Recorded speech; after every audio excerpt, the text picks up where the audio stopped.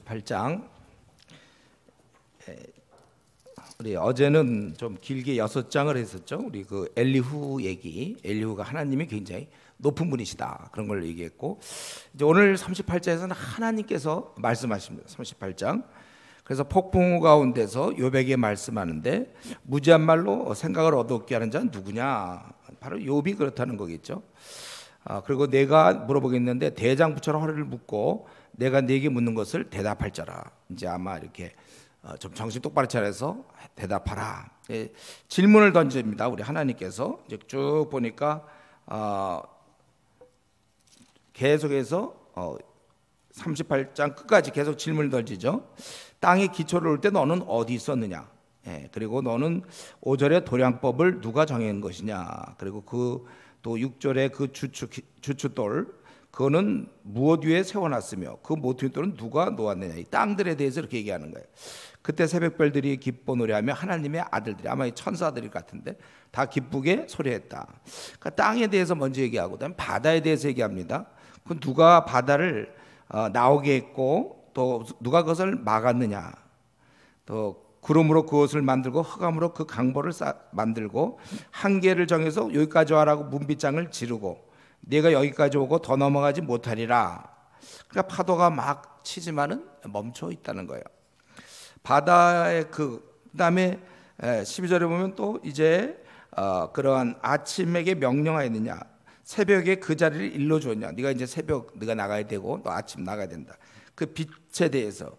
그래서 땅끝을 비추게 해서 악인을 추방하고, 그리고 땅이 변해 진흙이 인친 것 같이 되었고 그들이 옷같이 나타나되 악인에는 그 빛이 차단되고 그들이 높인 등팔이 꺾이다. 이 빛에 의해서 또 악은 물러난다, 이런 개념인데, 여기서는 이러한 그 빛에 대해서 얘기하는 것이죠. 그리고 바다에 혹시 너 샘에 들어갔네요. 계속해서 이 물이 나오려면 어디서 그렇게 나오느냐? 깊은 물밑을 네가 걸어다녀 보았느냐? 사망의 문이 네게 나타났느냐? 사망의 그런지 문을 네가 봤느냐?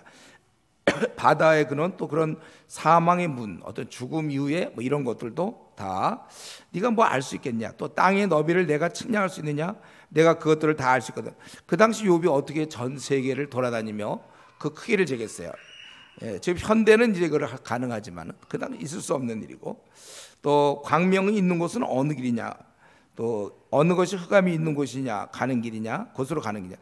광명, 흑암, 빛과 어둠의 그 집은 어디서 이렇게 나타났다가 없어지고 가는 길은 어디냐 이거예요. 너는 그 경계를 그쪽으로 갈 수 있느냐? 그의 집으로, 광명의 집과 어둠의 집. 우리 생각해 본 적이 없는데 그들이 어디서 이렇게 자고 있다 나와서 그렇게 하느냐 이거죠. 네가 아마도 알리라. 네가 그때 태어났으리니 너의 횟수가 많음이라. 사실은 이건 뭐 알 수 없는 거죠. 네가 그러면 알고 있지 않느냐, 이런 거 어떻게 된 거냐. 내가 또 눈 곳간에 들어갔느냐. 그래서 곳간에서 퍼주는 것처럼 눈을 막 퍼뜨리고, 우박 창고도 마찬가지. 네가 환난 때의 교전과 전쟁의 날을 위해 이것을 남겨두었노라. 그리고 광명이 어느 길로 뻗치며 동풍이 어느 길로 땅으로 흩어지는가. 그리고 홍수는 또 어떻게 된 거냐. 25절 홍수. 또 누가 이렇게 번갯길을 내어주었으며 사람 없는 땅에 사람 없는 광야에 비를 내리며, 우리는 알지도 못하는데 거기서 또 연한 풀이 돋아나게 하신다는 거예요. 27절. 비는 어디서 만들어졌죠? 아버지가 누구야? 비의 아버지는 누구냐? 이슬방울은 누가 난 것이냐? 얼음은 어디서 나왔느냐? 공중의 소리는 누가 낳았느냐? 이게 다 어디서 주어지느냐 이거죠. 또 물들은 돌같이 굳어지고 깊은 바다에 수면은 얼어붙는다. 네가 묘성을 메어 묶을 수 있으며 삼성의 띠를 풀 수 있겠는가? 묘성은 이 떨기 모양으로 이렇게 구성되어 있습니다. 그래서 그거를, 이건 더 천체가 발전되지도 않았는데 그걸 어떻게 알았겠어요? 성경에서는 묘성을 알아보니까 그건 사슬 모양으로 된 것이고, 또 이 삼성은 띠 모양으로 되어 있습니다. 근데 이것을 이제 엿보고 너 그거 풀 수 있겠느냐? 또 묶을 수 있느냐? 그리고 또 북두성은 어떻게 그걸 다른 별들한테 이끌 수 있겠으며, 33절 너는 하늘의 궤도를 아느냐? 또 34절 35절 번개를 내가 보내어 가게 하되 번개가 네게 우리가 여기 있다 하게 하겠느냐? 또 너 지혜는 어떻게 된 거고 수타에게 슬기를 준 자는 누구냐? 누가 지혜로 구름의 수를 세겠느냐? 구름의 수를 셀 수 있겠는가? 또 하늘의 물주머니를 기울이겠느냐. 티끌이가 어떻게 덩어리를 이루며 흙동이가 서로 붙게 하는가. 여러분 지금 제가 이렇게 말씀해봤는데 말씀 전했지만 이런 걸 생각해 본 적 없죠. 흙이 붙고 또 구름의 수가 얼마큼이라고 얘기를 해야 되는 거예요.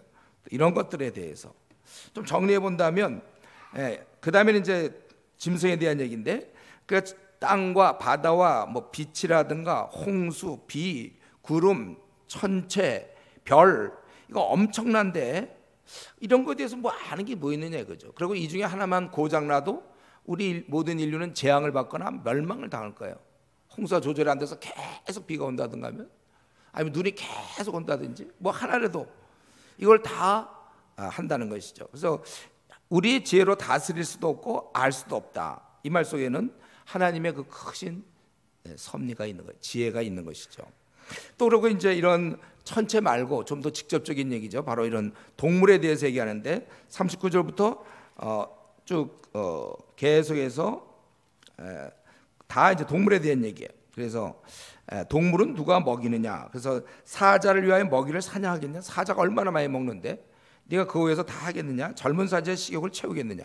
이걸 하나님 채워주시는 거죠. 그리고 그것들이 굴에 엎드리며 숲에 앉아 숨어 기다리라. 이거 먹으려고 이것들도 잡아먹으려고 그렇게 숨어 기다리기도 하고, 또 까마귀 새끼들은 하나님 향하여 부르짖으면 먹을 것이 없어 허적거릴 때 누가 그 까마귀 새끼들을 누가 먹이고 있느냐. 또 39장 넘어가면 산염소, 또 암사슴, 그것들이 언제 얼마 만에 낳고 또 낳을 때를 네가 알며, 그리고 왜 새끼는 강화해져서 4절에 보면 그리고 그때는 또 돌아오지 아니하는가. 그 이유를 네가 아느냐. 또 들나귀를 놓아 자유롭게 하였느냐. 누가 들나귀를 이렇게 뛰어다니게 했죠. 누가 빠른 나귀에 메인 것을 풀었느냐. 내가 그것의 집으로 소금 땅이라는 것은 이제 염분이 많은 땅, 그걸 처소로 삼았느니라. 들나귀는 성읍에서 짓거리는 소리를 비웃나니 나귀 치는 사람이 지르는 소리는 그것에게 들리지 않냐며. 여기서 들나귀와 나귀가 비교되고 있죠. 나귀는 사람들이 이렇게 이제 다스리고 이렇게 그걸 갖다가 훈련시킬 수 있지만, 들나귀는 전혀 그냥 뛰어다니고 안 되는 거예요. 초장 언덕으로 두루다니며 여러 가지 푸른 풀을 찾느니라. 또 들소, 그냥 소는 우리가 이렇게 이제 집에서 키우기도 하고 훈련시켰지만, 들소가 어찌 기꺼이 너를 위하여 일하겠으면 네 외양간에 머물겠느냐. 들소들 말이죠. 내가 능히 줄로 매어 들소가 이랑을 갈게 하겠느냐. 우리가 집에서 기르는 소는 그렇게 훈련시켰지만 들소는 전혀 막 뛰어다니고 도저히 그것을 어찌 골짜 너를 따라 썰애를 끌겠느냐. 그것이 힘이 세다고 내가 그것을 의지하겠느냐. 내 수고를 그에게 맡기겠느냐. 그것이 내 곡식을 집으로 실어보며 내 타작마당에 곡식 모으기를 그것에 의탁하겠냐. 안 된다는 거예요. 그러니까 들소, 들나귀 다 안 된다는 거예요. 그리고 타조는 즐거이 날개를 치나 학에 깃들어가 날개를 갖겠냐. 아무리 날개를 쳐도 그렇게 뭐 학처럼 그렇게 할 수는 없다는 것이죠. 그것이 알을 땅에 버려도 흙 위에서 더워지게 하고 발에 깨어질 것이나 들짐승에 밟힐 것을 생각하지 아니하고.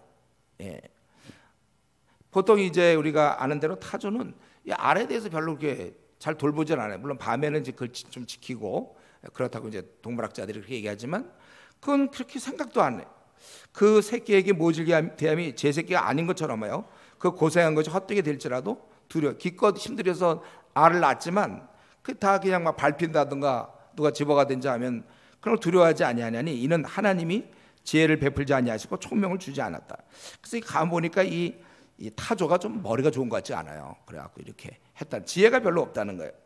그런데 지혜는 별로 없지만 한번 그가 뛰겠다 그러면 얼마나 빠른지 몰라요. 말과 그 위에 탄 자를 우습게 여기느니라. 아주 그냥 뛰어갈 때는 타조가 대단하죠. 근데 사실 우리는 별로 못 봐서 그냥 대단하다 이렇게 생각하는 거죠. 또 말을 해보세요. 말의 힘을 네가 주었느냐? 그거 어떻게 그렇게 달리는지, 네가 그것을 메뚜기처럼 뛰게 하였느냐? 그 위험스러운 콧소리가 두려우니라. 그것이 특별히 이제 전쟁을 할 때 말이죠. 골짜기에 발굽자고 힘이 있음을 기뻐하며 앞으로 나아가서 군사를 맞대. 두려움을 모르고. 이 말이 사실은 두려우면 안 나갈 텐데 막 용감해 나가잖아요. 우리 영화 같은 거 본다든가 할 때도 겁내지 않으며 칼을 대할지라도 물러나지 아니하며 그의 머리에서는 화살통과 빛나는 창과 투장이 번쩍이며 땅을 삼킬 듯이 맹렬히 성내며 나팔 소리에 머물러 서지 아니하고 나팔 소리 날 때 힝힝 울며 멀리서 싸움 냄새를 맡고 지휘관들 호령과 외치는 뭐 소리를 듣느니라. 이렇게. 제가 어릴 때 그 삼국지 같은 거 보면 뭐 적토마 막 이래갖고 타고 막 유비 관운장 막 나가고 그러지 않습니까? 말에게 어떤 이런 힘이 있어요. 용기가 있고 도망갈 텐데 그거 보면 전쟁에서 막 또 절대 물러서지 않는 거. 또 그것뿐입니까? 또 26절에 매와 독수리는 높은 곳에 보금자리를 만들었다는 거예요. 예. 그것이 어찌 네 명령을 따름으로 이렇게 했겠냐고. 그거 왜 그 높은 데다 만들었어요? 그것이 낭떠러지에 집을 지으며 뾰족한 바위 끝을 험준한 데 살며 거기서 먹이를 살피나니 그 눈이 멀리 봄이며 또 새끼들은 피를 빠나니. 이것들은 주로 시체 같은 걸 막 먹잖아요. 독수리 같은 경우. 그거 누가 그렇게 먹으라고 했느냐? 거기다 누가 집지라고 누가 했느냐? 예, 이거. 그러니까 지금 이런 얘기를 쭉 하는 것은 결국 그 하나님의 무궁무진한 지혜, 그 무궁무진한 지혜를 설명해 주는 거예요. 이거 다 어떻게 이렇게 되느냐 그죠? 왜 그것 우리는 당연히 보지만 왜 그렇게 되죠? 그래서 이런 지혜를 욥에게 설명하면서 욥이 지금 막 뭘 알아보려고 막 그러고 있지만은 이 하나님의 무궁무진한 지혜에 대해서 어떻게 다 그것을 네가 깨닫겠느냐 그거예요. 그래서 하나님과 한번 변론하는 자가 있으면 대답해라.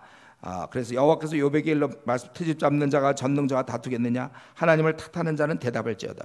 욥이 여호와께 대답해 이르되 보소서 나는 비천하오니 무엇이라 주께 대답하리까? 손으로 내 입을 가릴 뿐이로소이다. 내가 한번 말했으니 다시는 대답하지 아니하겠나이다. 나는 미천하오니 나는 이해력이 없기 때문에 내가 이제 뭐라고 주님께 대답을 해야 될지 못하는 거예요.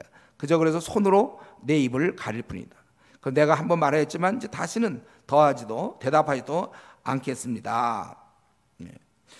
그는 지금 욥은 무슨 얘기를 들었어요? 자기가 별로 생각하지 못했던 거, 막 눈 곡간, 바람 곡간, 무슨 막 비, 바닷속 바다를 한계를 정하시고 구름에 수며 별, 또 묘성, 삼성 이런 건 알지도 못하는데 하나님께서 그런 걸 다 얘기하시는 거예요. 하늘과 땅과 바다와 태양과 별과 번개와 우레, 비 모든 자연세계를 지배하시는 하나님께서 이 땅에 사는 또 수많은 짐승들, 또 새들 그걸 다 돌봐 주신다는 겁니다. 바로 그분께서 지금 욥도 돌보고 계시는 거예요. 우리 인생들도 돌보아 주는 중인 것입니다. 제가 볼 때 이 욥이 자기 지혜 없을뿐만 아니라 이걸 깨닫게 된 것 같아요. 그 지혜에 무진하신 분이 인간을 다루고 계시다. 그러니까 모든 자연현상, 이 짐승들의 생활, 또 우리가 먹는 것, 이런 모든 것, 이런 것의 10만 분의 1도 모르는 자기가 하나님의 그 궁극적인 그런 모든 지혜에 대해서 하나님이 그 하시는 일을 어찌 다 이해할 수 있겠느냐. 그러니까 하나님이 그냥 하시는 일에 할 말이 없다. 이렇게 무궁무진 1000만 분의 1도 모르는데 대화가 되겠습니까, 여러분? 이게 지금 그러니까 그냥 안 되는 거죠. 아마 그리고 또 내면적으로는 왜 그가 대답을 안 했는가? 우리 하나님께서 나를 지금 찾아오셨구나. 나를 버리지 않고. 우리 28장 8절 9절 보면 내가 전능자를 좀 만나려고도 만날 수 없다고 막 그랬는데 이미 찾아오셨잖아요. 아마 고난 가운데 자기는 버려졌다는 느낌 속에서 힘들어했겠죠. 근데 지금 보니 하나님은 다 알고 계신다는 거예요. 그리고 자신의 요구대로 내가 좀 하나님 만나 변론하겠다. 그 찾아와서 그럼 변론해봐라. 지금 그 말씀하는 거예요. 그런데 자기 이제 할 말이 없어진 거죠. 자기 이제 할 말 없다. 막 처음에 뭔가 막 얘기하려고 그랬는데 할 말이 없어. 여러분 우리가 알아야 될 것은 오늘 우리 하나님께서 지금 38장, 39장 그리고 이제 계속 더 말씀하실 거예요. 이걸로 끝나지 않고 이 땅에서 벌어지는 많은 일들이 나의 이 제한된 경험, 논리 안에 갇혀져 있다는 거예요. 왜 내가 이렇게 이런 일을 당해야 되는지 이런 모든 것들은 내 경험에 제한된 지혜로 알 수 없는 거예요. 그래서 사실 우리가 믿음의 생활을 한다는 것은 하나님을 따른다는 거예요. 하나님께 맡겨둔다는 거예요. 나는 1000만 분의 1도 겨우 알까 말하는데 그분이 1000만을 다 알아. 그러니까 그분이 하시는 일이 뭔가 지혜롭고 그러니까 우리가 그걸 맡기는 거예요. 이게 바로 믿음입니다. 하나님께서 어떤 일을 하실 때는 이유가 있는 거예요. 무슨 이유가 있겠지. 나를 향한 계획과 섭리가 그리고 결국 이게 다 축복인 것을 왜냐하면 이 짐승을 돌보는 것처럼 하나님이 나도 돌보고 있기 때문에. 그래서 여러분, 강도가 칼을 휘두르는 것과 의사가 이 환부에 칼을 대는 건 전혀 다른 것입니다. 나를 돌보시는 하나님, 분명히 우리는 그것만 받아들이는 거예요. 무슨 선한 목자께서 나를 지금 이끌고 있는데 그분의 지혜는 천만 억 10억 배나 나보다 많으시니 내가 요 짧은 일 갖고 그 10억에 대해서 내가 뭐라고 얘기하겠습니까? 초등학교 1학년 이제 갓 2 더하기 3은 5를 배우는 걔가 미적분을 뭐 어떻게 한번 이 미적분 틀리는 거 아닙니까? 자기가 얘기할 수 있겠어요? 그러니까 안 되는 거예요. 그렇기 때문에 우리가 이 하나님의 그러한 지혜 무궁하신 선한 분이 지금 그 많은 짐승들, 많은 이 땅의 모든 천체를 움직이는 것처럼 그 중에 나도 움직이고 있다. 이걸 받아들일 때 이제 믿음이 생기는 것이죠. 그래서 우리가 그래서 항상 또 기뻐할 수 있고 범사에 감사할 수 있는 것입니다. 이제 그는 뭐 얘기할 게 없다고 그럴 때 하나님께서는 계속해서 질문을 하고 있는 거예요. 그때 이제 6절 40장 6절 그때 여호와께서 폭풍우 가운데서 욥에게 일러 말씀하시되 너는 대장부터 허리를 묶고 내가 네게 묻겠으니 네게 대답. 아까 이거 앞에서도 했죠. 이제 정신 똑바로 차리고 한번 해보라는 생각을 하는 거죠. 네가 네 공의를 부인하려느냐? 네가 내 공의를 부인하려느냐? 네 의를 세우려고 나를 악하다겠느냐? 네가 하나님처럼 능력이 있느냐? 하나님처럼 천둥소리를 내겠냐? 천둥소리를 낼 수 있냐? 우리 한번 낼 수 있겠나? 천둥소리. 너는 위엄과 존귀로 단장하며 영광과 영화를 입을지어다. 아주 그러니까 존귀한 자가 한번 돼봐라 이거예요. 그래서 실제 네가 한번 해봐라 이거예요. 그래서 뭘 하냐면은 그 너가 넘치는 노를 쏟으라 이거예요. 교만한 자를 발견하여 모두 낮춰봐라. 한번 네가 이 땅에 있는 모든 악인들을 네가 한번 분노를 가지고 한번 낮춰봐라 이거예요. 모든 교만한 자를 발견하여 낮아지게 하며 악인들을 그들의 처소에서 짓밟을지어다. 내가 만약에 그러한 힘이 있느냐 이거죠. 그들과 함께 진토에 묻고 그들의 얼굴을 싸서 은밀한 곳에 둘지니라. 그리하면 네가 그렇게 한다 하면 네 오른손이 너를 구원할 수 있다고 내가 인정하겠다. 그 말은 너는 지금 그런 일을 할 수도 없다 그거예요. 하나님만이 하는 일을 인간이 그 영역에 들어와서 뭐 어쩌고 저쩌고 따질 수가 없다는 것이죠. 그러면서 이제 우리가 이거 볼 때마다 좀 그런데 이젠 짐승에 대해서 얘기하죠. 15절하고 그 다음에 41장 소같이 풀을 먹는 베헤못. 이 베헤못은 이제 우리가 보통 하마로 많이 얘기해. 나일강의 물소 이렇게 보통 보는데 하마를 얘기하고 41장에서는 악어를 얘기합니다. 여기 그 리오야단 41장에 그것은 이제 악어로 우리가 보통 보는데 한 그 정도로 이해하면 될 것 같아요. 그래서 하마의 경우를 이제 하나님께서 말씀하세요. 사실은 그 14절까지 하고 끝을 내도 될 텐데 하나님께서는 지금 하마 얘기를 하시기 시작해요. 그래서 소처럼 풀을 먹는다는 것은 그건 이제 피조물이죠. 예, 그것도 지어받은 거라는 거예요. 뭘 먹고 살아야 돼요. 근데 그거는 힘이 많아요. 허리와 배에 힘줄이 있어요. 예, 뚝심은 배에 힘줄이 있고. 그래서 우리는 하마를 좀 봤죠, 여러분들? 힘이 좋게 생겼죠. 예, 허리와 배에 힘이 있대. 그의 뼈는 꼬리치는 백항목 흔들린 것 같고 그 꼬리가 말이죠. 그렇게 힘 있고 넓적다리의 힘줄은 서로 얽혀 있으며 그 뼈는 노수로 된 관이 얼마나 단단합니까? 뼈가 그렇게 단단하다는. 또 그 뼈대는 쇠막대기 같다는. 그래서 그것은 만드신 중에 으뜸이라 창조 중에 으뜸은 우리죠 사실은. 이것에 그만큼 이제 힘이 세다 이거예요. 그것은 이 의미가 약간 애매한데 칼을 그 갖고 있는 거 마찬가지 아주 세다 그런 식이에요. 그리고 모든 들짐승에 뛰노는 사는 그것을 위하여 먹이를 낸다. 그런 이제 많은 것들을 이렇게 먹을 수가 있고 또 연잎 아래나 갈대 가운데 혹은 늪 속에 엎드려 있다가 뭐 필요하면 슉 나타나고 강이 불어봐야 뭐 놀랄 거 없죠. 뭐 그거 뭐 물이 많다 그래서 물이 불면 우리는 위험하지만 이런 하마는 뭐 오히려 더 좋죠. 강이 뭐 소용돌지라도 그것이 놀라지 않고 요단 강물이 쏟아져 그 입에 들어가도 태어나겠죠. 놀라겠습니까? 물이 왔구나. 그것이 눈을 뜨고 있을 때 누가 능히 그걸 어떻게 붙잡을 수 있겠느냐 이거죠. 갈고리로 그것의 코를 깰 수 있겠느냐, 능히 어떻게 잡겠느냐 이렇게 얘기하고 있어요. 그리고 그 다음에 네가 낚시로 리오야단. 그걸 좀 잠깐 얘기한 게 아니에요. 41장 전체 얘기에 34절까지 지금 악어 얘기를 좀 하고 계세요. 하나님께서. 뭐 악어를 우리가 좀 아니까 뭐 이거 그래서 그 악어를 잡거나 다스릴 수가 없다는 거예요. 예, 그 당시에 지금 같으면요 이제 우리가 뭐 현대적 여러 가지 방법으로 잡을 수 있겠죠. 그러나 그 당시 맨손으로 어떻게 그걸 들어 잡겠느냐? 노끈으로 그 혀를 맬 수 있느냐? 너는 밧줄로 그 코를 꿰 수 있겠느냐? 안 된다는 거죠. 갈고리로 아가미를 꿰 수 있냐? 그것이 어찌 네게 좀 간청하며 부드럽게 좀 살려달라고 그럴 거게 되어 있느냐? 그가 너와 계약을 맺고 너는 그를 영원히 종으로 삼겠느냐? 대화가 되며 종으로 네가 그것을 집에서 기르는 것처럼 그렇게 훈련시켜서 조련시켜서 할 수 있겠냐? 종으로 새겠느냐? 아니면 그것을 네가 새를 가지고 놀듯 내 여정을 위하여 그것을 메어두겠느냐? 애완동물처럼 네가 그 악어를 붙잡아 올 수 있느냐 그거예요. 또 어찌 장사꾼들이 그것을 놓고 거래하겠으면 상인들이 그것을 나눠 가지겠느냐? 그걸 가지고 어떻게 장사들을 하겠느냐? 또 많은 창으로 그 가죽을 찌거나 작사를 그 머리에 꽂을 수 있겠느냐? 네 손을 그것에 한번 얹어보라는 거예요. 그럼 싸움도 안 되고 또 잡지도 못한다는 것입니다. 그런데 아무도 10절에 그것들을 격동시킬 만큼 담대하지 못하거든. 가서 1대1로 가서 붙어서 어떻게 해볼 수가 없는데 내게 감히 대항할 수 있겠느냐? 논리적으로 그렇다는 거예요. 하나님이 지은 것도 상대도 못하면서 그 하나 만든 자를 어떻게 당하겠느냐? 11절 바로 온 천하가 바로 나 여호와 하나님의 것이다. 그렇게 분명히 알려주고 있는 것입니다.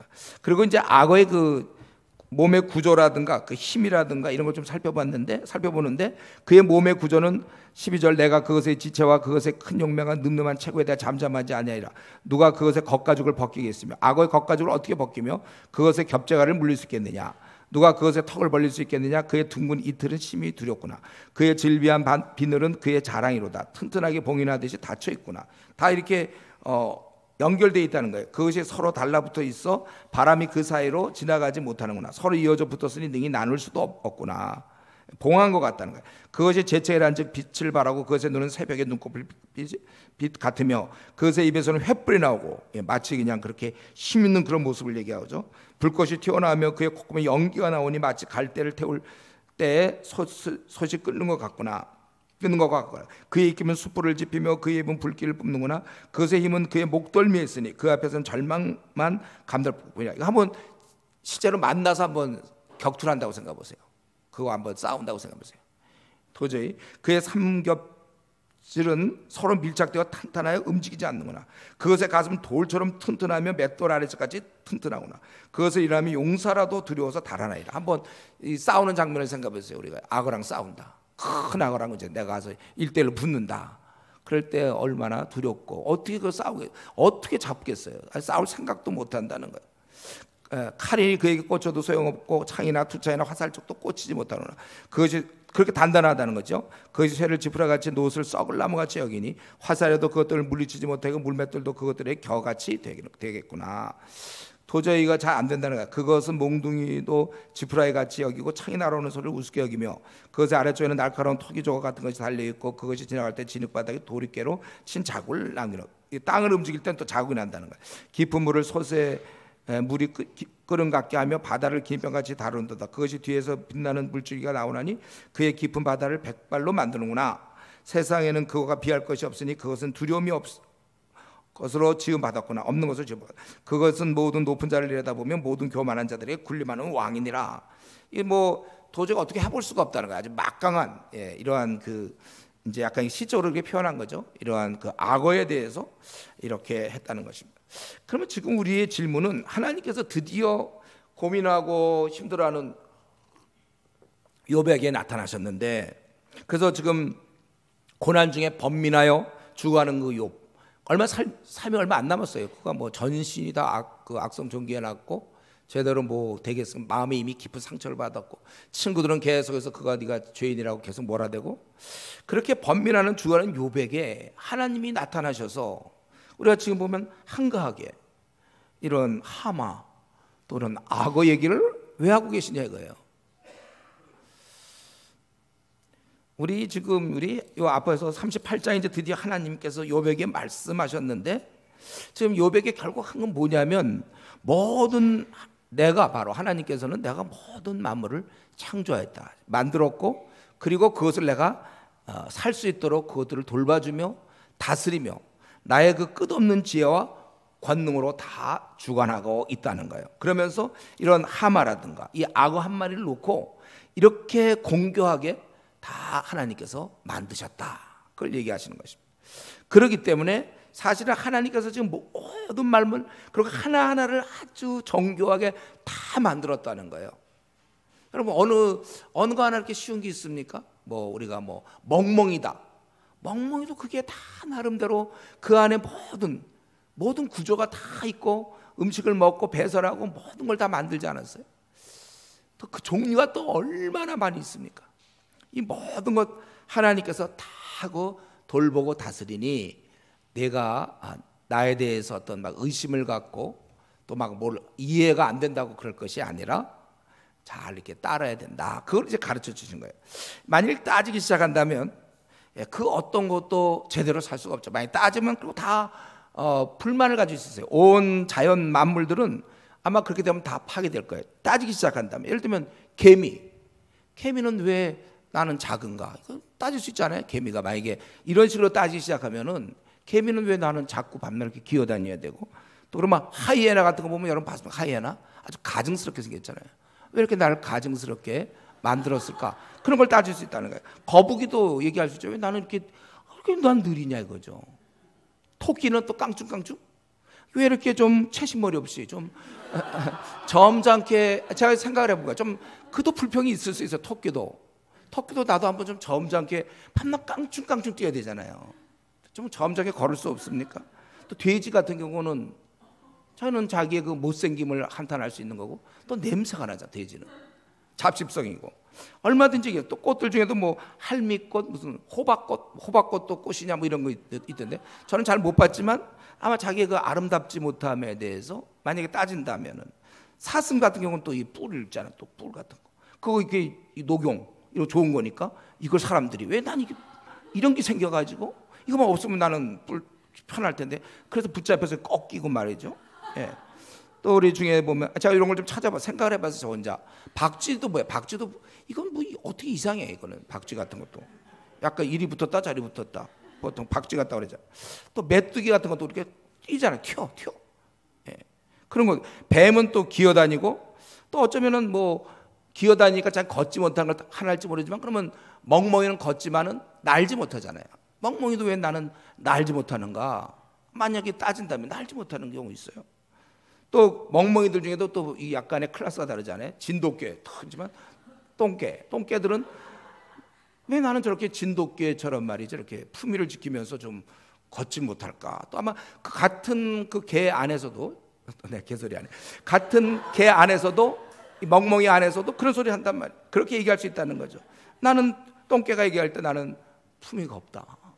하나님이 품위 없게 만들었는가? 진돗개요. 풍산개 이런 것들 이런데 뭐냐? 또 그런 거 생각하면 달팽이는 뭐예요? 달팽이는 쭈꾸미는 뭐며, 해삼, 무당벌레, 말미잘 이런 거. 그리고 또 꽃게, 제가 늘 얘기하자면 꽃게는 또 똑바로 걸어보지도 못해요. 왜 밤낮 옆으로 걷는지. 또 우리 모기 같은 거는 기껏해서 사람들을 괴롭히는 거 아니에요. 파리는 얼마나 우리 귀찮게 합니까? 또 이라든가 벼룩이 있어갖고 우리를 이게 우리를 알고 긁게 만드는 거 아닙니까? 또 쥐는 뭐예요? 쥐는 맨날 고양이 피해 다녀야 되고, 이왕 태어나고 고양이처럼 태어나게 하거나 아니면 고양이랑 싸울 수 있는 어떤 힘을 달라고, 하나님께 호소하기 참 끝도 없어요. 지렁이는 자기는 기어 꿈틀꿈틀 다녀야 되는 거잖아요. 발도 없어요. 지렁이는요. 나방은 뭡니까? 몸에 가루가 있어가지고 우리 참 안 좋잖아요.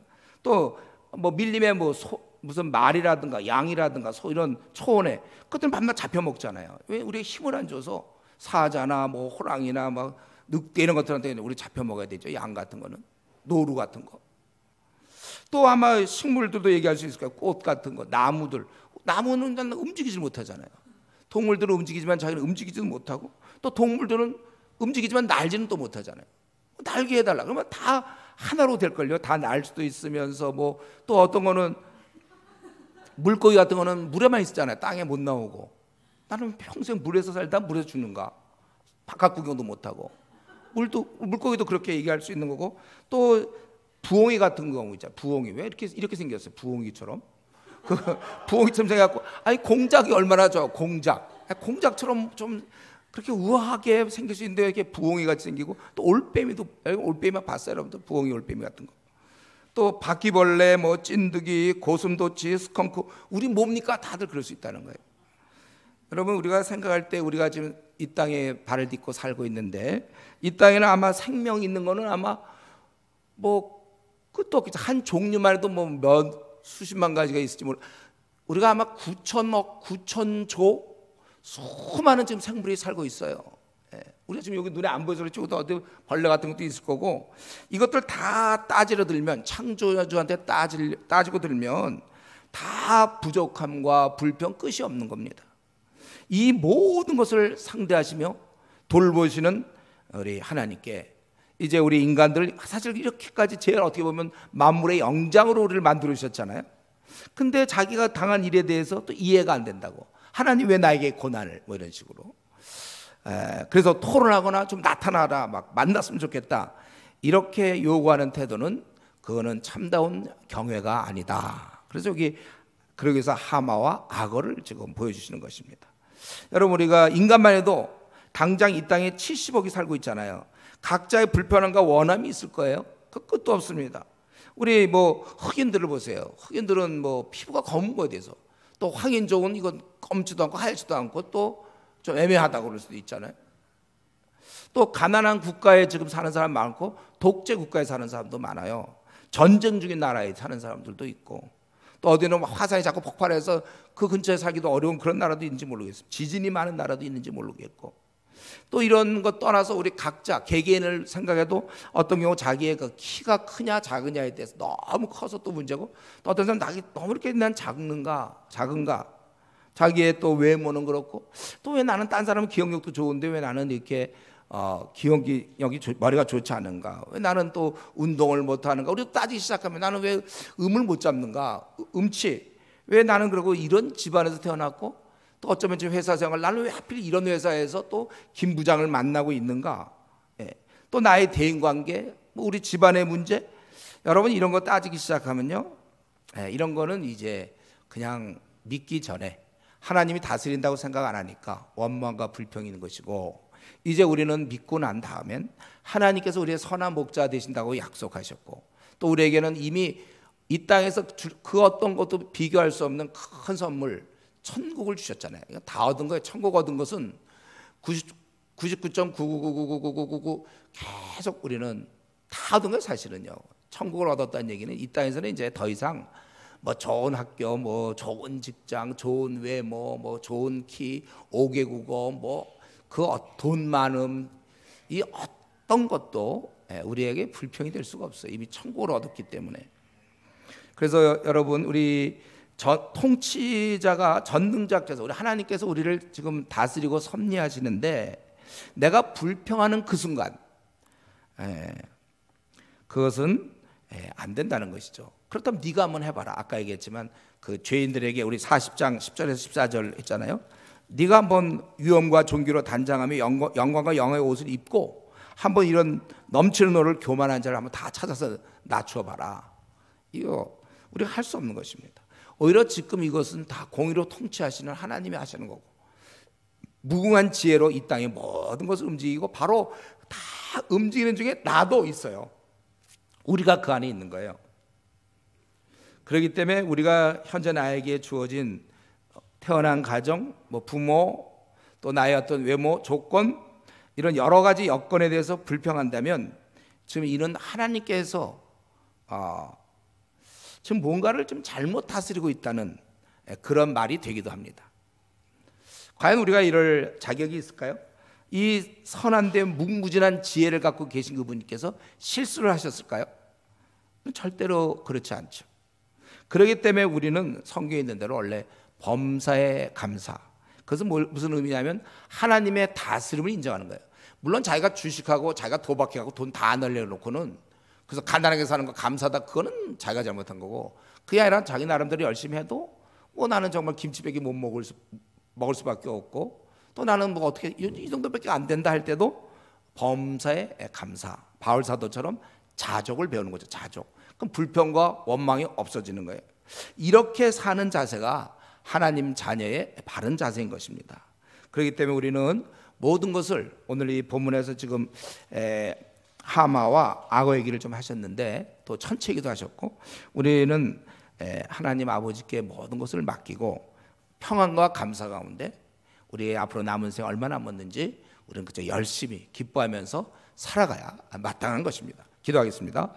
하나님 아버지, 오늘도 또 정말 방황하고 어찌할지 모르는 요백에 우리 하나님 나타나셔서 만물의 이치를 설명해 주셨습니다. 또 이것을 보고 있는 저희들 역시 하나님께서 모든 것 삼라만상 모든 조화를 하나님께서 이루시고 우주 전체를 다스리며 하나님께서 섭리한다는 것을 우리가 깨닫고, 그 안에 우리도 이 또 70억의 인구 가운데 우리가 하나 껴서 또 이렇게 살아가는 줄 알고, 하나님 우리가 이제 하나님의 뜻에 순응하는 자 되게 해 주시옵소서.